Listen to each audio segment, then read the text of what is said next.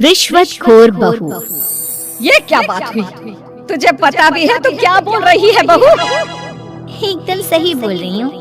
अगर आपको मुझसे अपनी ऐंठन भरे घुटनों की मालिश करानी है तो मुझे वो देना पड़ेगा जो मैं मांग रही हूँ। एक हाथ दो और दूसरे हाथ लो, सिंपल। बहू हूँ इसका मतलब ये नहीं कि नौकरानियों की तरह काम करूँ। ये है अमृता और उसकी सास रेखा। अमृता एक नई नवेली बहू है जिसकी शादी कुछ दिनों पहले ही रेखा के बेटे माधव के साथ हुई है। वैसे तो अमृता दिल की बहुत अच्छी है, लेकिन वो कहते हैं ना कि खून का रंग तो दिखता ही है। बस वही डॉन की बेटी होने का रंग यहाँ अमृता में भी दिख रहा है, जो है रिश्वत लेना। जी हाँ, काम चाहे कितना भी छोटा या कितना भी बड़ा क्यों ना हो, हमारी अमृता बहू बिना रिश्वत लिए कुछ नहीं करती। चलिए देखते हैं आगे इनके साथ और क्या क्या होता है। रेखा और अमृता को लड़ते देख ससुर प्रेमचंद वहाँ आता है और कहता है, अरे क्या हुआ?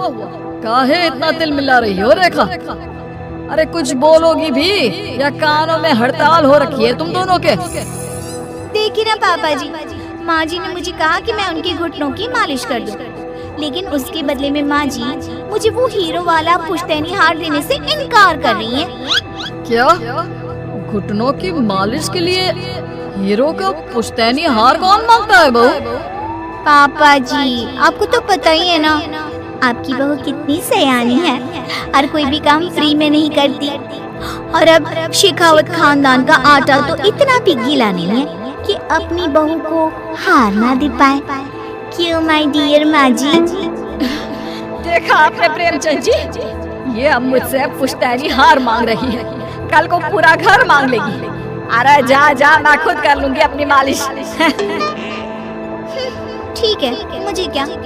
एंजॉय योर मालिश टाइम माँ जी। रात में जब पति महादेव दफ्तर से लौटकर घर आते हैं तभी कमरे में,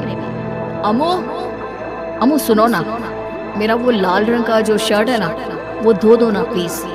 एक्चुअली कल मेरी एक इम्पोर्टेंट इंटरनेशनल क्लाइंट के साथ मीटिंग है, बहुत बड़ी डील का ऑफर है, इसलिए मैं अपनी उस लकी शर्ट को पहन कर जाना चाहता हूँ। अभी धो दो, रात भर में तो सूखी जाएगी, फिर कल अच्छे से कड़क वाली इस्त्री कर देना अपने शुभ शुभ हाथों से। जी नहीं, मैं ये सब ऐसे ही नहीं करने वाली। अगर काम करवाना है तो मेरी एक शर्त है। अरे यार तुम और तुम्हारी शर्त, बोलो क्या है? आपको मुझे 10 मनीष मल्होत्रा डिजाइनर की साड़ियाँ दिलानी है। 2 हफ्तों में मेरी स्वीट हार्ट फ्रेंड बिल्लो रानी की शादी है।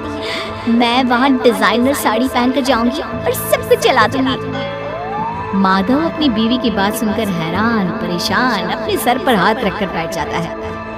अरे तुम बीवी हो या आफत? तुम्हारे दिमाग में जंग लग गया है क्या? देखो इतने सारे पैसे नहीं है मेरे पास। तुम्हारी याददाश्त तो जगह पर है ना माधव, भूल गए? मैं एक डॉन की बेटी हूँ। अगर तुमने मेरे कहे मुताबिक काम नहीं किया तो तुम्हारे लाल शर्ट को दूर ही रखो, मेरे पापा तुम्हें ही लाल कर डालेंगे।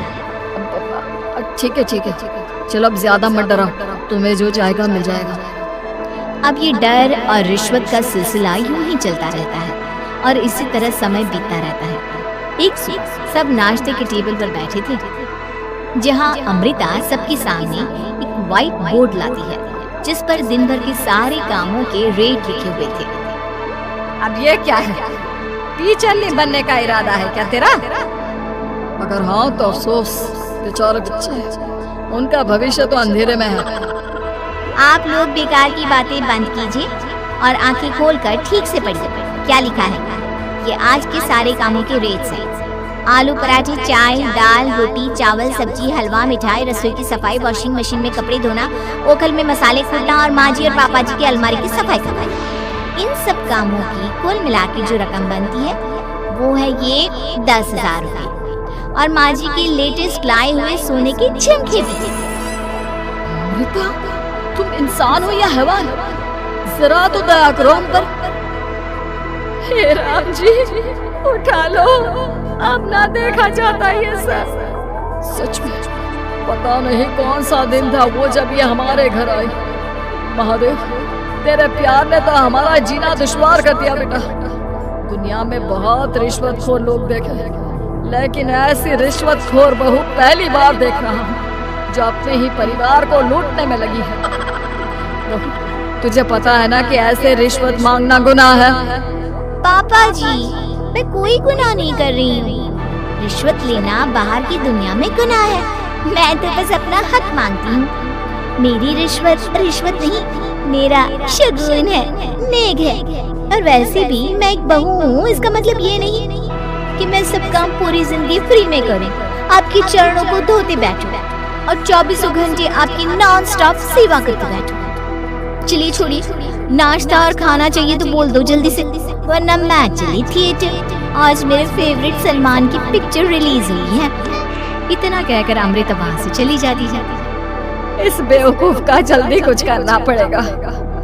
कुछ दिनों बाद घर में पूजा रखी थी और पूजा में 11 पंडितों का खाना बनाने के लिए कहा जाता है, वो भी नई बहू के हाथों से। देखो अमृता बहू, आज घर में पूजा है, 11 पंडितों को खाना खिलाना है। 56 भोग बना पाओगी? उन्होंने कहा है कि नई बहू के हाथों का खाना ही होना चाहिए, नहीं तो मैं रेखा को ही बोल देता हूँ। ओह कम ऑन पापा जी, खाना तो मैंने फ्री फंड में अपने घर में भी कभी ना बनाया। तो अब आपको क्या लगा कि पूजा का नाम लेकर आप मुझे अपनी झांसी में फंसा लोगे?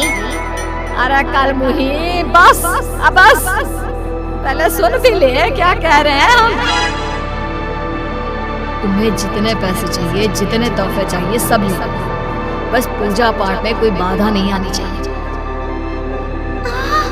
ओहो, ये हुई ना समझदारी वाली बात। ठीक है, अब आप लोग निश्चिंत रहिए, मैं ऐसा खाना बनाऊंगी कि उन 11 पंडितों की 11 पुश्तें भी मेरे खाने के स्वाद को याद रखेंगी। अमृता पंडितों के लिए खाना पकाती है और पूजा संपन्न होने के बाद उन्हें केले के पत्तों पर खाना परोसती भी है, जिस पर खाने का पहला निवाला खाते ही वो क्या भोजन है। हम इतनी जगहों पर जाते हैं, लेकिन इतना अच्छा स्वाद तो काफी मुश्किल से चखने मिलता है। रेखा जी, प्रेमचंद भाई साहब, आप लोग सच में भाग्यवान हो कि आपको इतनी सर्वगुण संपन्न बहू मिली है, जिसके हाथों में साक्षात माँ अन्नपूर्णा विराजती है। सर्वगुण संपन्न, सबको संपन्न कर देगी यह खूंखार औरत। कुंडली मार कर बैठ गई है मेरे बेचारे बेटे के जीवन में। एक मिनट, अरे ये बात मेरे इस बूढ़े दिमाग में पहले कैसे नहीं आई? इस अमृता की बच्ची को मैं अपने घर से बाहर कैसे निकालूं? इसका उपाय तो पंडित जी के पास जरूर रहेगा। रेखा अगले दिन पंडित जी के पास जाकर उन्हें अमृता के बारे में सब कुछ बता देती है, जिसे सुन पंडित जी भी परेशान हो जाते हैं। अरे अरे अरे, ऐसी बहू तो 7 जन्मों में भी किसी को नसीब ना होगा। देखिए रेखा जी, आपकी रिश्वतखोर बहू और आपके बेटे की कुंडलियों को जोड़कर देखा है मैंने, लेकिन इसमें तो यही बता रहे हैं कि ये आपके जीवन से कभी नहीं जाने वाला। इसलिए उससे सुधारने के लिए जल्दी आप लोगों को ही कुछ करना होगा, नहीं तो एक दिन वो आप लोगों को कंगाल करते ही दम लेगी। नहीं नहीं, ऐसा हरगिज़ नहीं होगा, मैं कुछ करूंगी, हाथ पे हाथ धरे नहीं बैठूंगी मैं। वहीं घर पर अमृता को ये पता चल जाता है कि उसकी सास रेखा पंडित जी के पास उसकी और महादेव की कुंडलियां लेकर गई थी, और इस पर जब रेखा घर लौटती है तब वाह माँ जी वाह, बहुत ही ज्यादा सयानी निकली आप तो। लेकिन मैं आपको एक बात बताना चाहती हूँ कि मेरी और महादेव की कुंडलियां जोड़कर पूजा पाठ और हवन करके भी कुछ नहीं मिलेगा, क्योंकि मैं ऐसी बला हूँ जो आप सबकी जिंदगियों से अब कभी नहीं टलने वाली। फिर चाहे आप कितने भी टोटके हवन या उपाय कर लें। तो खुद को समझती क्या है रे बदतमीज, तुझसे बात करना तो दूर, मुझे तो तेरी शक्ल देखना भी नहीं पसंद। अब सास बहू के बीच एक अनकहा सा युद्ध छिड़ जाता है। दिन बीतने लगते हैं, लेकिन एक दिन अचानक रेखा की तबीयत हद से ज्यादा खराब हो जाती है और उसे सांस लेने में भी काफी दिक्कत और परेशानी महसूस होती है। जब उसे डॉक्टर के पास ले जाया जाता है तब डॉक्टर चेकअप करके कहते हैं, देखिए, मैंने सारे टेस्ट करके देख लिए हैं और रिपोर्ट्स को क्रॉस चेक करके ये पता चला है कि रेखा जी को गंभीर दिल की बीमारी है। उनके फेफड़ों में भी काफी सूजन आ गई है। उनका जल्द से जल्द ऑपरेशन करना होगा, वरना आई एम सॉरी टू से उन्हें बचाना मुश्किल हो जाएगा। ये खबर सुनकर प्रेमचंद और माधव दोनों हक्का बक्का रह जाते हैं। लेकिन डॉक्टर साहब, कितने पैसे लगेंगे ऑपरेशन के लिए? और उसके बाद रेखा पूरी तरह ठीक तो हो जाएगी ना? जी हाँ, इस ऑपरेशन के बाद वो बिल्कुल ठीक हो जाएंगे, लेकिन वो तभी हो सकता है जब ऑपरेशन टाइम से हो पाएगा। और रही बात ऑपरेशन के खर्चे की, तो उसमें तकरीबन 6 से 7 लाख रुपए तक लग सकते हैं। जहाँ एक तरह सब रेखा की तबीयत और ऑपरेशन को लेकर परेशान होते हैं, वहीं घर पर रेखा को बिस्तर पर देखकर भी अमृता के अंदर जरा भी दया नहीं आती। ओ माँ जी, ये अपना फालतू का मेलोड्रामा बंद कीजिए ना आप। मुझे पता है आपको मुझे रिश्वत नहीं देनी है और घर के सारे काम मुझसे मुफ्त में करवाने, इसीलिए आप ये सब कर रही हो ना। सीरियसली अमृता, ऐसे हालात में तुम ऐसी बातें कैसे कर सकती हो? हम यहाँ परेशान हैं कि ऑपरेशन कैसे कराएं। बैंक में इतने पैसे भी नहीं है और तुम माँ को ताने सुना रही हो। अरे अमृता बहू, मैं भला ढोंग क्यों करूंगी? हम 6 से 7 लाख का बंदोबस्त कैसे करेंगे? करेंगे पापा, कैसे भी करेंगे।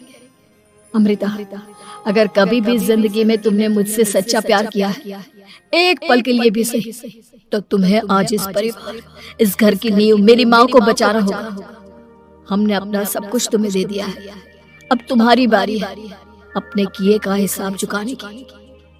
मुझे पता है तुम्हारे अंदर भी दिल है। अमृता बिना कुछ कहे वहाँ से चली जाती है और अपने कमरे में जाकर वो अलमारी में से अपनी माँ की तस्वीर को निकालकर अपने सीने से लगाती है और भावुक हो जाती है। माँ, आपके जाने के बाद पापा ने ही मेरा ख्याल रखा, लेकिन उनकी वजह से ही मुझ में काफी बुरी आदतें भी आ गई। शायद मुझे इतना बुरा आपकी गैर मौजूदगी ने ही बनाया।